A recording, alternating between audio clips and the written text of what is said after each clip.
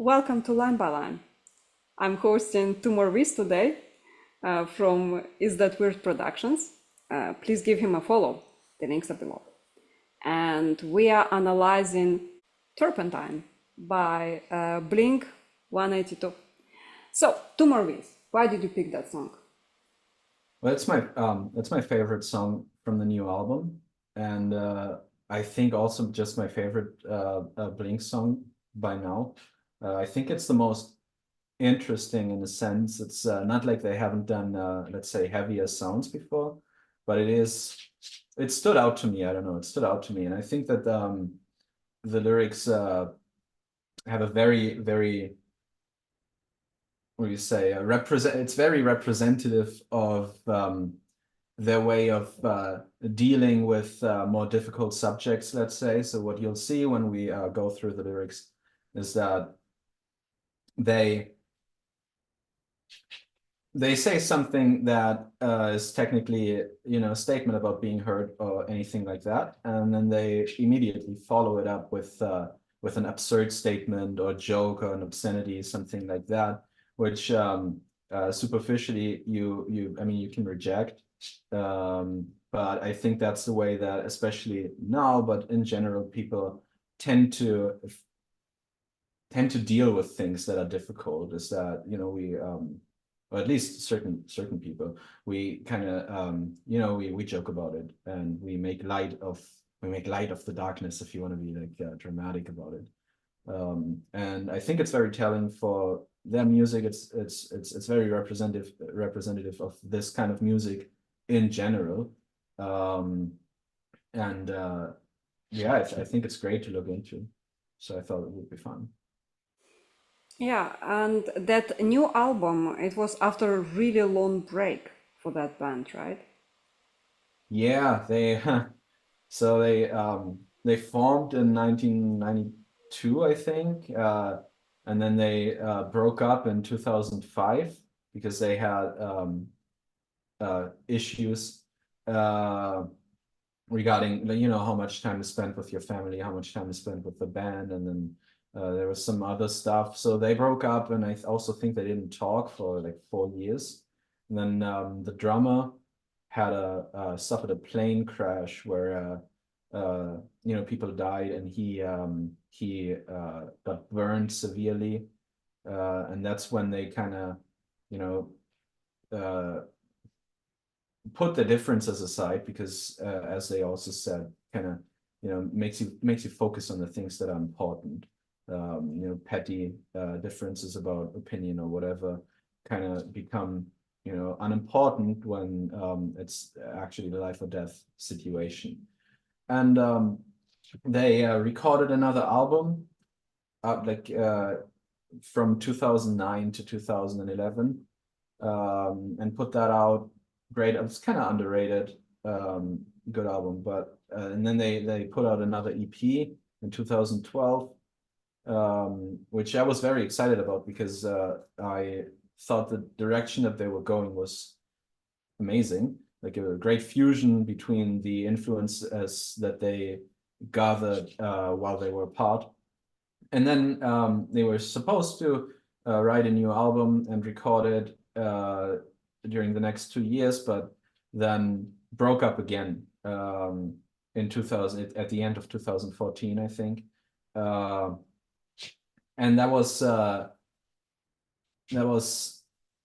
largely due to the things that Tom DeLonge, the guitarist and vocalist, got into. Like, if you are interested in this band at all, you'll have figured out by now that he was the one who was behind the military leaks, and then confirmation of the UFO videos that have circled, I think around 2019 or so. And he was very much involved with certain agencies to, the way that he put it is to enable a disclosure of the things that they had known for a very long time to the public in a way that wouldn't cause panic or anything like that. And so he's working on multimedia projects about that. So there's a documentary and there's a movie, and I mean the album that they made is kind of about that as well, like that Angels and Airwaves made. That's the other band. And yeah, so he was busy with that, and whether you buy into that, like the whole idea of aliens or not, I don't, by the way. If you do believe it and you get involved with that, that's obviously all that's on your mind. So yeah, that's why he kind of got distracted, let's say, for some time. And then they I mean, obviously didn't speak because the other two were kind of, especially the bassist, kind of fed up with it. You know, this not communicating, and then just I'm out through the managers and stuff like that. So they, like, Blink during that time got in another guitarist and a vocalist, Matt Skiba, who filled in during the live shows and then also in recording as well. So they wrote together. They brought out 2 albums without Tom DeLonge, which were good. I mean, definitely, like, musically good albums. And then during some, like, the 2020s, like early 2020s, Mark, the bassist, figured out, like, that he got, I think, stage 4 cancer, like lymphomas, so pretty close to death. And when that came out, that's when him and DeLonge reconnected as well. I mean, that's so the second person that kind of had to almost die for this band to come together again. It's kind of, I mean, that's dramatic. And yeah, then they got together to write some more music, and came up with One More Time, which was like the new album, which is kind of funny because let's get together one more time. It's after those breakups. So that was yeah, it's a very, very interesting album. It's for me, it was all I hoped for to hear after I heard that EP in 2012 and more. So as a basically lifelong fan of that band, I was pretty satisfied with it. I don't think that there's any songs that are filler. There's songs that I like more and less, but there's no fillers, I think, on that album. And this one, to get back to that, this one stuck out the most. I thought it was, yeah. It's definitely colorful. What it makes me think is that when both of the band members experienced sort of near-death situations, they decided that this is what makes their life meaningful. So the thing that they said was actually meaningful is not primarily the band, but it's the brotherhood that formed between them. So like these guys have been friends for very, very long time. And at this point, probably most of their lives, in a sense. So you figure out that the things that you were angry about are not that important at all when you see that that person might actually go away, you know, forever. So that was the thing that was meaningful to them. But then, like, as their friendship is obviously centered around this band, that's then what they wanted to do together. That's beautiful. Definitely underrated. So, 2mørVs, would you read the first stanza? We can start talking about it. Yeah, before, like, I don't condone all of this. It's kind of questionable, but I think that it works, and I think it works as an example for the way that we do deal with stuff like that. So yeah, of course I'll read it. So it starts off with like it's technically, I think, a pre-chorus, something like that, like as in the intro, and it goes, soak your clothes in kerosene, cleanse the mind of ketamine, slide slide your mom on top of me, and then wash yourself with turpentine. That's So immediately in the beginning, like this, it's all of that is very cynical. Soak your clothes in kerosene. I mean, I don't like probably to wash them because they're so dirty. Which is, I mean, maybe on the one hand, like I thought it literally gets take. them more flammable or something. Oh yeah, why not? Sure, why not? I thought it was like it's literally if you I mean yeah, if you want to burn kerosene, probably a good choice. And then it's also if you if you want to clean your clothes that have become so dirty, I think that kerosene is something to get to. I'm not entirely sure. I think I've heard that, but I might be mixing that up with turpentine actually. And then there's also this like you can like the clothes as in like the mantle that you take on, like the image that you present to the world about you, which is also something that you can either want to clean or either want to burn. So I think like that definitely makes sense. And cleanse the mind of ketamine. I don't think that's hard to understand. Like if you abuse a substance, then you have to cleanse your mind of it. The other way, like the way that I understood it, even about the lyrics in general, like there's no official version, I think. So it's all kind of, they never wrote down the lyrics themselves for stuff. So even the people who worked from them kind of listened to it and wrote down what they heard.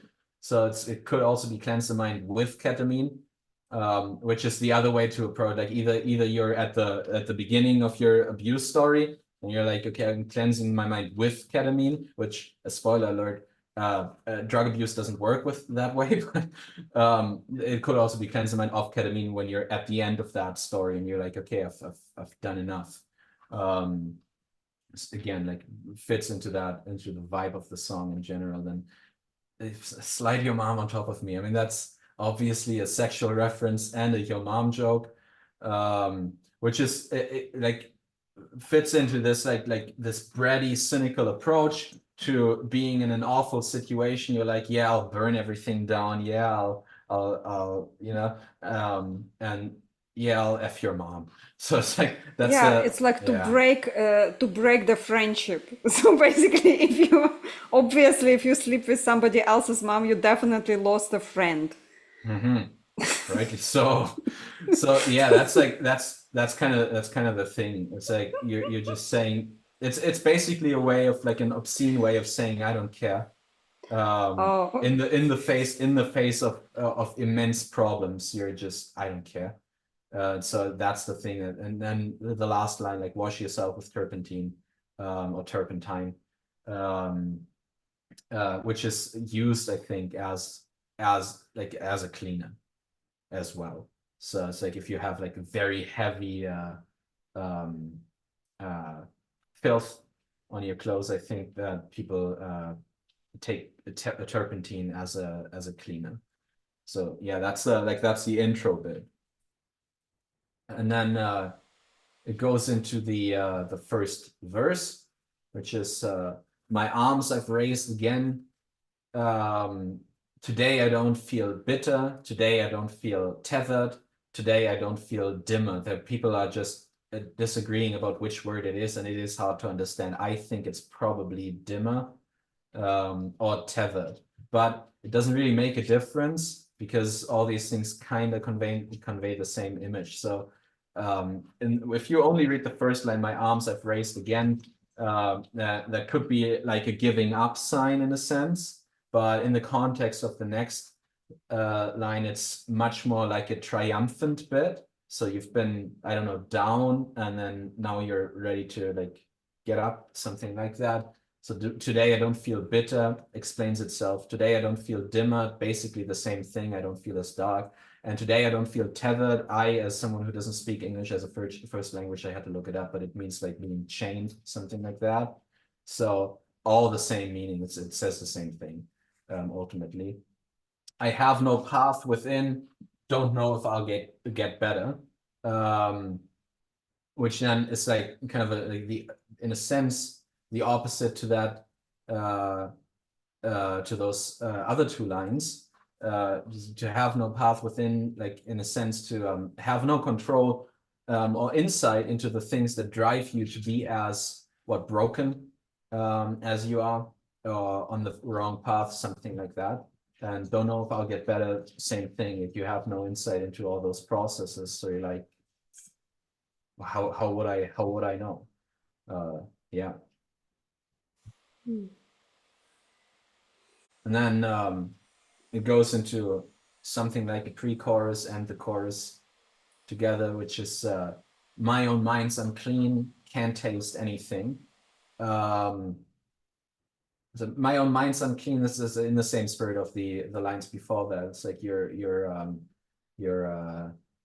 in filth. You're in unclean. Well, that explains itself. And can't taste anything. Same feeling of being disoriented. Like just focus on the sense of taste. It's like you can't tell if the things that you taste are sweet or bitter, so you're kind of numb. Maybe also in relation to the drugs that were mentioned earlier, and will be mentioned later on. So that's basically that. And then he goes into the actual chorus, which is very what's a proper word? Before the meme era of 2006, I would have said epic, something like that. It's like grand, something like that. So what if I'm not like the others? A broken man, a Frankenstein, which like I'm not sure if they meant Frankenstein, like the actual doctor, or if they meant Frankenstein's monster. Both work in a sense. Yeah. And what if my heart won't recover? I'll clean myself with turpentine. I have this story that I remember from some psychological training Yeah, I sure. had in a group of women. So the leader asked us to draw a self-portrait. And one girl drew herself like an arm somewhere detached from the body, an ear detached from the body, the eyes are not on the face, but like somewhere on the page. And so the leader asked, why did you draw yourself like that? And she's like, that's how I feel. I don't feel whole. I feel like on different places at the moment. And when I hear that, what if I'm not like the others? What if I'm not will not recover like the Frankenstein? I actually think about the state that this girl was in. Yeah, it seems like the same kind of disjointedness. Yeah. Definitely, yeah. And that's, I mean, like depending on where you are, but I think that's something that humans in general, to some degree, can relate to, which is why like bands like that have that appeal that they like the appeal that they have. So you can relate to it. You don't only find that in like rock music. You find that in probably everywhere, I guess. But yeah, it's why that's I think what draws many people to this kind of music. Yeah, so it's like, what if I'm not like the other? Like you see people around you being okay, so why are you not okay? It's like something like that, I guess. And this disjointedness that you just pointed at with the woman who drew the portrait, yeah.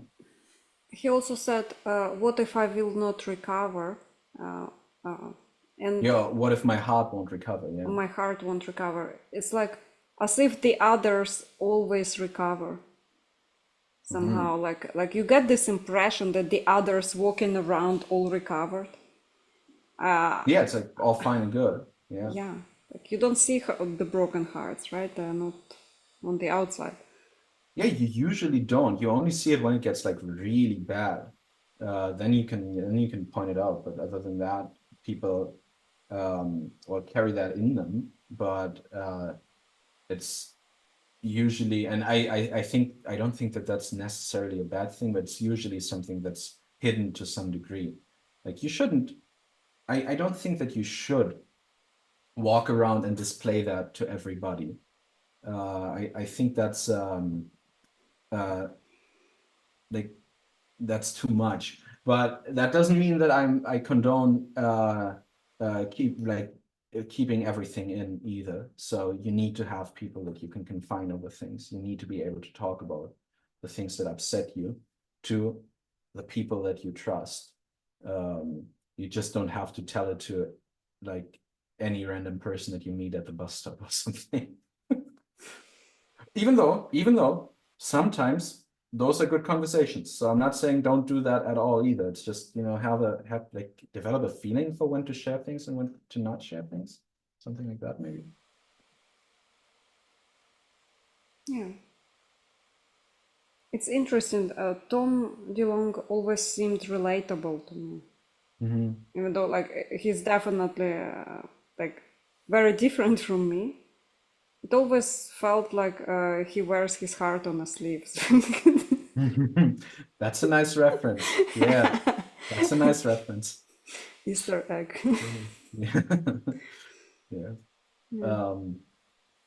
Yeah, and so he ends this tirade about, you know, being scared of having a broken heart forever and being like this disjointed monstrous creature, or this broken man who made this monstrous creature. Who cares? Like, in a sense, if you abuse yourself like that, you're both.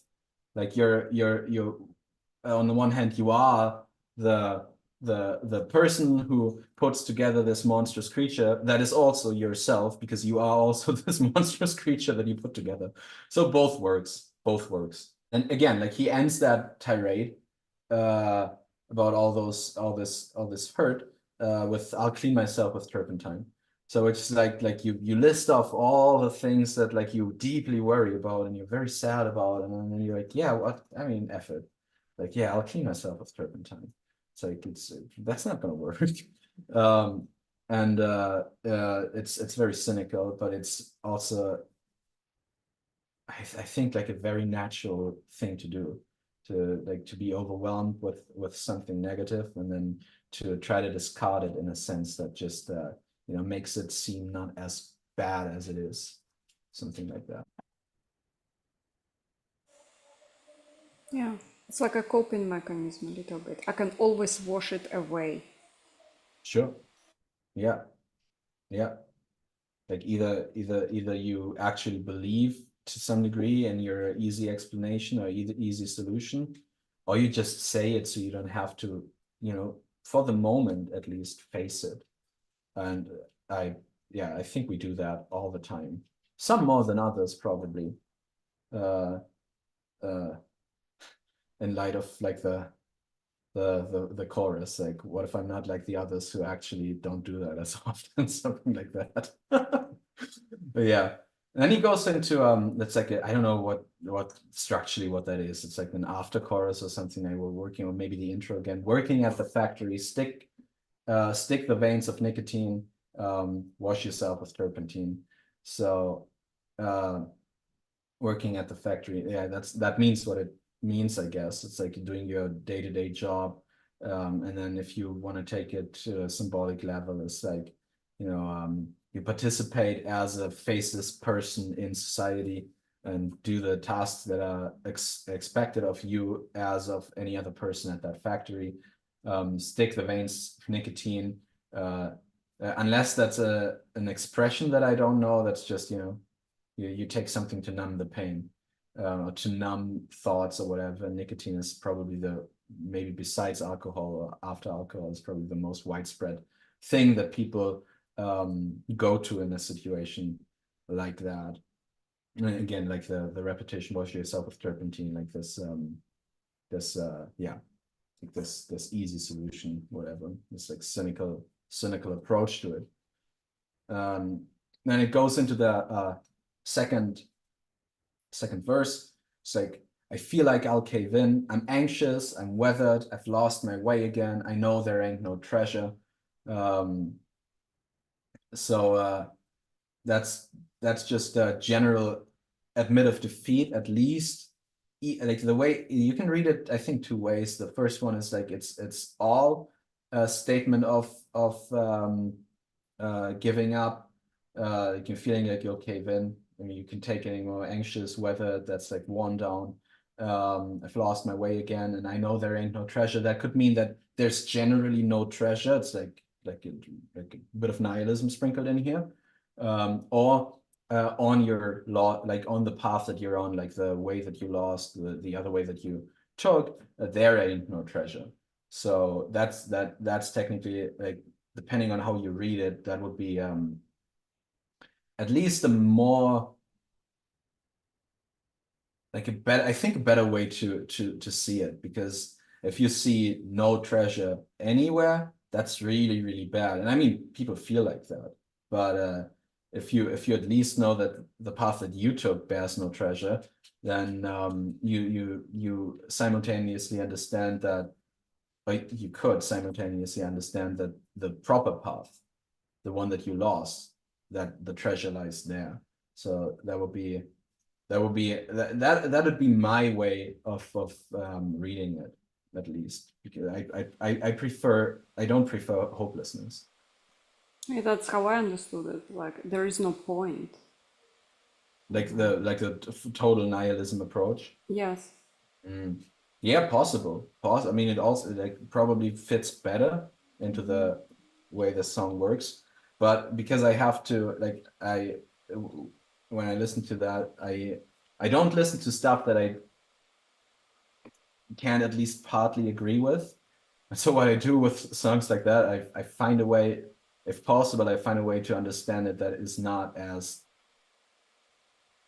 questionable or negative as it might be if you read it in a different way. Yeah. Then it goes into like the next pre-chorus. My mind breaks with ease, sticks and stones and dreams. Again, like a statement about your own fragility. Sticks and stones, what is it? Sticks and stones may break my bones, but words will never hurt me. Is it like this nursery rhyme? And then sticks and stones and dreams may break you. So it's like even the hope that you have kind of crushes you, or can crush you at least. Which is like, I recently rewatched Nolan's Batman trilogy, and that's kind of the point of Bane. It's like the thing that he tells Bruce is when he wants to destroy Gotham with this thing. He's like, yeah, I will destroy them, but before that, I'll give them hope so that I can actually crush their spirits. So really, that's mean, you know, that's mean. Wow. So yeah. So it repeats the chorus. It's like, what if I'm not like the others, a broken man, a Frankenstein? What if my heart won't recover? I'll clean myself with turpentine. Working at the factory, stick the veins of nicotine, wash yourself with turpentine. So we have that, and then there's a bridge, which the way that I like read it is like, because that's the most hopeless part. That's the most devastating part of the whole song. And the way that I'll say that afterwards. So it says, sharks smell the blood in the water. We're all just lambs to the slaughter. So like when you're hurt and you express that to the world in a way that's actually vulnerable, that's when the sharks, like the ones who look for that, come for you and they attack you. And we're all just lambs to the slaughter, same hopelessness. There's no point in things. It's gonna be bad in the end anyway. It's basically the thing that it's saying, and it's only all the time this time. I just love that because it's so ironic or cynical. It's just like, usually you'd be like, it's only for this long. It's only, but it's only all the time this time. So it's like that's like the same kind of cynical humor that the rest of the song also approaches these topics through. And clawing at, like, a generation lost and forgotten, clawing at the lid of the coffin, is like same thing as lambs to the slaughter. Yeah. And then the last line, your God ain't coming back this time, which is, for those of you who don't know, is a reference to God, who Second coming. yeah, like who like the first time he was killed and he came back, actually, like he resurrected. Um, there's if you haven't heard about that, there's a book I can recommend. You can reach out to me later. It's called the Bible. It's a, yeah. So your God ain't coming back this time. It's like there's no resurrection here. There's no good ending. There's no second coming. There's no kingdom of heaven. There's no wiping away the tears. None of that is happening. Or in a smaller scale, there's no one saving you. And so the way that I read this is like that's actually in religious terms, the demonic force, or that's the darkest part of you, however you want to phrase it, that is whispering to your ear and that is keeping you also, or trying to keep you in the situation that you're in. Yeah. He's like Ramsay Bolton from Game of Thrones, if somebody watched it. If you think this has a happy ending, you haven't been paying attention. Like this is like the basic, the message here. Oh my God. Yeah, so that's the absolute like the deepest depth of desperation in this song. It's like that line. It's like, yeah, that's harsh. It's obviously, by the way, also it's nonsense. God is actually coming back a second time. There's actually a resurrection. There's actually a wiping away of the tears. So no need to dwell on that. But sometimes it is necessary to express this form of desperation, which is, I think, why Christ on the cross also cried out, my God, why hast thou forsaken me? It's like even Christ took on even that part of our humanity, this absolute desperation. So there is a necessity in being able to express it. You shouldn't dwell on it if you don't have to. You shouldn't dwell on it. You shouldn't stay in it. But if you feel it, you have to.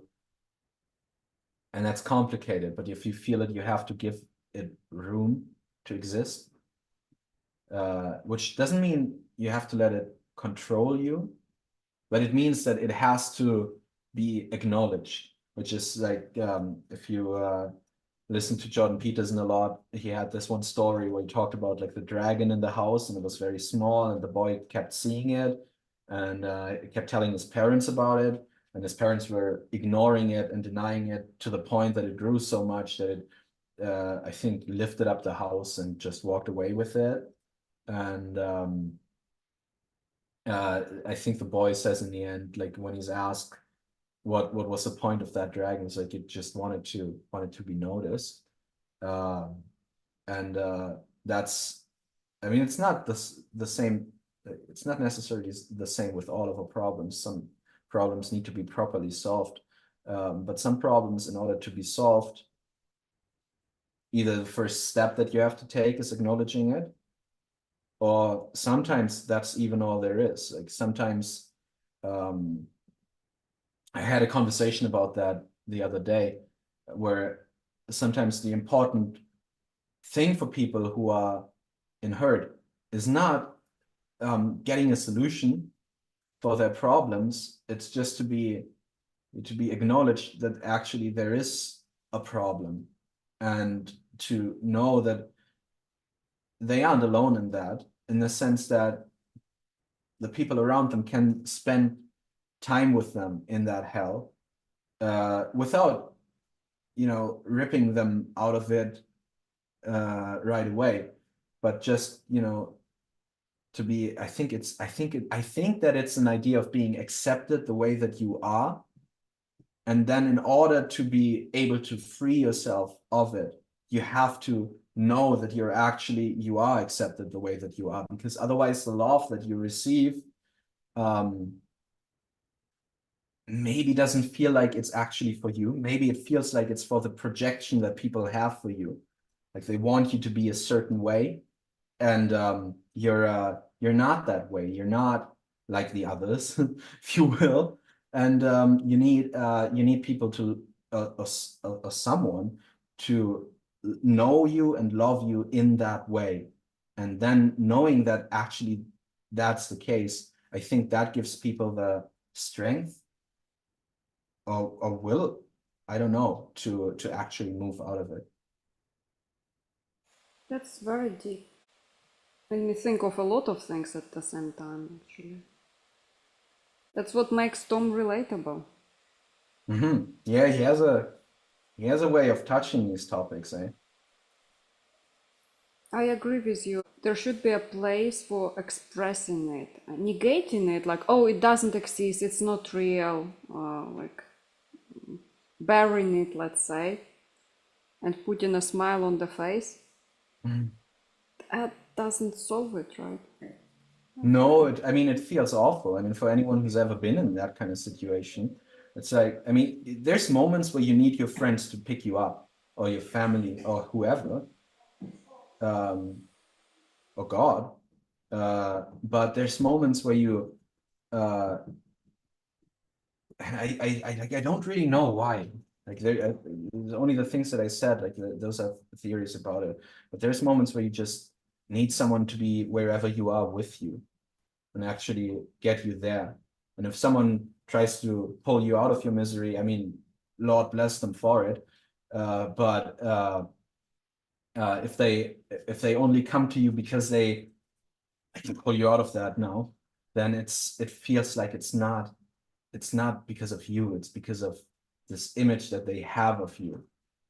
And I mean, that can be a loving thing. You can be like, okay, I see the potential in you, and I want to help you reach that, and that's a good thing. That's a loving thing. We shouldn't dismiss that, but there needs to be more than that, and that is a common, in parts, common misconception. I think also, to make it religious, that's a common misconception, I think, about God as well, because while God wants us to be saints, so that we are with him, he doesn't not approach us because we're not. So like that's that's why he ate with sinners. That's why he conversed with prostitutes and with people who are possessed, and all that kind of stuff, is because those are the people who need it, and then also that's how we need to be careful with the wording. That's how we need people to, that's how we need him to approach us, because we won't get out of it otherwise. Like if you only see God as a king up there, and not making a step towards you, that's only tyrannical. Um, there's only tyranny in that, and that's why God in the Christian story comes down to the absolute bottom, not only to the sinners here in the world, but to the actual bottom, which is hell. And he goes there, like he goes into death, he goes into hell, and that's where he actually frees the people, like the sinners, the ones condemned to hell. And that's to make it preachy, that's or more preachy, that's how we need to approach other people as well, is to actually meet them where they are, and not meet them in a sense that, expect them to get out of there right away, but to actually just meet them there. We did not used to be all alone 1,000 years ago. We used to be in villages, societies, close communities. Yeah, it's not like there weren't any problems back then, but communities, families were much more tightly knitted, much more in tune. I mean, how would I know? I didn't live back then, but the way that it seems, they were much closer to each other. And that is like a general, I mean, I feel like a broken record at this point, because I think, like, even online, we talked about this so much. It's like, yeah, the modern times have alienated us from each other. We are more isolated than ever, even though we have the internet that connects us to the entirety of the world, blah, blah, blah. Like, everyone's heard it. It's true. It's boring at this point to say it, but it's definitely true. And that's, I assume, also part of the reason why songs like this can exist and do exist maybe more than ever now. I mean, I would like to make an actual statement about this. I would need to compare. I think that we face problems like this always, like in all throughout history. I think we face problems like this, so we're not special in that sense. But I think that it's heightened nowadays.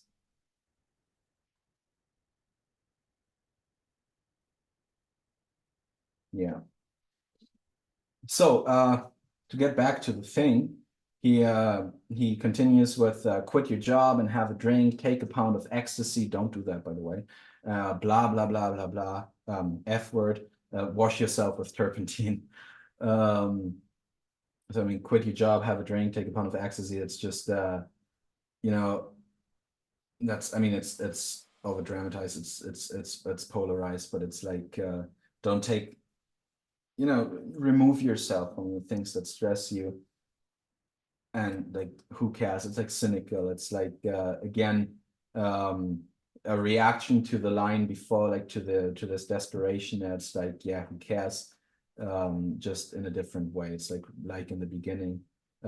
It's also still like, this isn't lovely. This isn't meeting someone where they are. This is encouraging them to be as bad as they are. So this isn't a lovely message here. This is basically still the evil talking, but it's I think it's mixed with your own resignation. It's like, okay, I'm devastated by this. I'm torn down by it. So who cares? I'll remove myself from it. And you see that especially in blah blah blah blah blah F-bomb. It's like, yeah, that's like, you can't get more ironic or cynical than that. It's like, you don't even write down a line. You're just like blah blah blah. Yeah. Everything is pointless, so you can actually damage your body and then wash Yeah. yourself with turpentine. Right, yeah, because I mean, that's how they what they end on. It's like, wash yourself with turpentine. And they repeat the chorus one more time. What if I'm not like the others, a broken man of Frankenstein? What if my heart won't recover? I'll clean myself with turpentine. And then they end on this like list of things you definitely shouldn't do, or you shouldn't indulge in, at least not in the way that he. So it's like, here in the version we have like, I think they wrote down like not exactly the right. It's like, it says ride me like a trampoline, which, I mean, that's a sexual thing, right? Stick your dick in Ovaltine. I thought it would Ovaltine be is like very painful, actually, to be honest, if it's like trampoline. No, it's not. Ride me like a trampoline. That's a sex reference. And stick your dick in Ovaltine. Ovaltine, I think, is like this chocolate cream or whatever. So Oh, okay. what the heck? It's not You a bag said of Dramamine. chocolate. Oh, ew. Yeah, I think it's like a chocolate cream from Sweden or something. And snort a bag of Dramamine. Dramamine is some drug. I don't know what, but it's some medication, that you can abuse, I guess. I think it's usually for or against allergies, but you obviously, you can misuse it. You can abuse basically anything. Douse yourself in gasoline. It's like, is that like, I don't know, is that like a reference to burning Flammable yourself? again. Yeah. The throw up in a limousine, jack off to a magazine, wash yourself with turpentine. It's like this list of things that don't do anything, that definitely make things work worse, that don't make things work. It makes things worse. Okay, yeah. And yeah, like very cynical approach. Like, yeah, here's this whole bunch of problems. Here's my heart that I opened up, and but also I don't care about any of that, because do this, and this awful thing. And it's like, wash yourself with turpentine, which is like, that's kind of a joke, because throughout the song, whatever the word before that, they either pronounce it turpentine or turpentine, depending on what rhymes. And on the end, it's like Convenience. magazine turpentine. Yeah, it should be teen, but they like turpentine. Gosh darn it. It's like, yeah, it's like the end to the, like, a very, very heartfelt song. It's like very, very cynical, very, very, do away with it, discarding, something like that. So again, that's the way that people like approach problems or deal with problems that seem too heavy for them. It's like they make jokes about them, they push it aside, something like that. I thought the point was that you cannot actually wash yourself with a turpentine, and the thing is, like, you do all of that, whatever, nothing matters. You can always wash yourself with turpentine, and the thing is, you can't. So that's the point. Yeah, fair enough. Fair enough. I think that works. Yeah. The message is kind of the same. So it's all kind of all of those things that are listed are definitely useless, definitely don't help you. At best, they get your mind off of things for a certain while. Like no drug lasts forever. No rush, no matter how high the ecstatic state stays forever. So it's all escalation lasts forever. So like even throwing up in a limousine or whatever, like none of these things solve a problem. I mean, obviously they don't. And none of these things keep your mind off of the actual problem forever. So it's like all of those are like things listed that don't help. And the only fun addition that it's not fun. The only addition that I have is like, if you actually, to promote a little bit, if you actually look for turpentine or turpentine that works, I recommend washing away your sins in a baptism and joining the church, because that's where you can actually find God definitely coming back a second time, and then B, also a redemption of all the things that you feel like stain you. Stain you. Oh, that's the point of turpentine. Removes the stain. I have it as a paint thinner to do the drawings, oil paintings. Interesting. Yeah, that makes sense, right? Well, thank you for bringing that song. I actually enjoy it a lot, listened to it a couple of times. Before we finish, 2mørVs, would you like to promote something? Anything new? Yeah, sure. I mean, first of all, I'd like to promote this album. It's really good. You should listen to One More Time by Blink-182. This song, but the whole album in general, it's really good. It's listen to it. But then I'd also like to promote something that I did over the past weeks with Kara as well, which is like I wrote 4 songs. Kara recorded beautiful vocals for it, and I'll probably put them together in a bundle as well and release them at some point. But they're on streaming services. They're on YouTube. They call, like, all of them are called Hey. So it's like the first one's called Hey, the second one is Hey 2, the third one is Hey 3, and you'd never guess it. The fourth one is called Hey 4. So all of them, it's 4 songs, all of them are called Hey. And they're it's light music mostly. I really enjoyed playing around with guitar settings on there. Like instead of heavy distorted guitars, I used mostly a clean one with delay on it, so it has like this light spacey feel to it, and that's how I made most of those, I think all of them. And they tell a story, like there's no lyrics in them. They tell a story. If you watch the videos, which I recommend because I put a lot of effort in it, and they turn out well. If you watch the videos, it tells a story of 2 astronauts. In a sense, like visually 2 astronauts. It's a story about a form of isolation and finding a way out of isolation, I guess, something like that. But it's ultimately a love story. So and it's a like, if I may, it's a good one. So I recommend that. I have some other stuff in the works. There's for people who pay attention. There's a new Jonathan Pajot album coming out. It's been a while. It's been 3 years now since Pentecost for the Zombie Apocalypse, the musical.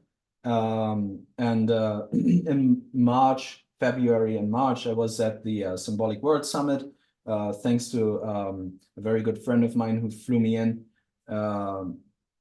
And I was able to witness the whole event, and I'm working with many of the talks held there, but I started putting together an album of Jonathan's introduction speech, if you will, which was called Cosmos as Apocalypse. Featured many themes, but much about the Son of Man, the figure of the Son of Man, what it means for us, and I think I can say this here. The album will be called "The Future is Symbolic." Sally Joe Michelson Cooper, who she made the cover for the 2022 Jordan Peterson album, Who Dares to Say, and also other like singles that I put out. She is working on the album cover. I've seen what she has already. It's amazing. And there's I think it's 17 songs on there. It's a little shorter than Zombies, you know, the Pentecost album, and it's very much it's very much a rock album, very much a punk rock album, or pop punk, or whatever you want to call it. I don't care. So it's, for me, it was fun to kind of go back to where I came from musically.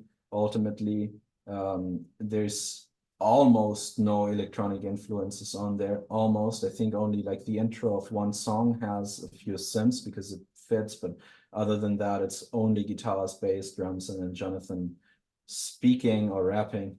And it's like it turned out pretty good.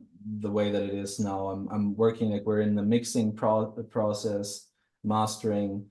Here and there I'm recording maybe an extra guitar or something like that, but it's pretty far along, so I think we'll be able to release it this year, probably around autumn or winter, something like that. And there's some other stuff I'm working on, but those are the things that you should be like paying close attention to. So if you check it out, would mean the world. Other than that, thank you for having me, Carol. Well, always my pleasure. Well, before we go, again, I would like to thank our today's sponsors, Free Time. Thank you. And see you in the next episode. Bye.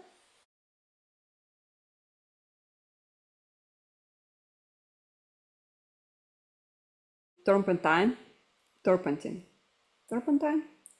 It can be pronounced both ways, and they kind of play with that in the song as well. I say turpentine. I think it sounds better. Yeah. If you could say something to Tom, what would it be? Probably thank him for his art, I guess. I mean, it's been with me for a very long time, and it was fun when the times were good. It was an ease when things weren't good. So I'd probably thank him for that.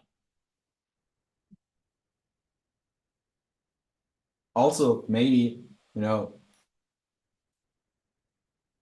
go to church. Well, I would tell him I think he's a clairvoyant, and then I would wink and stay mysterious.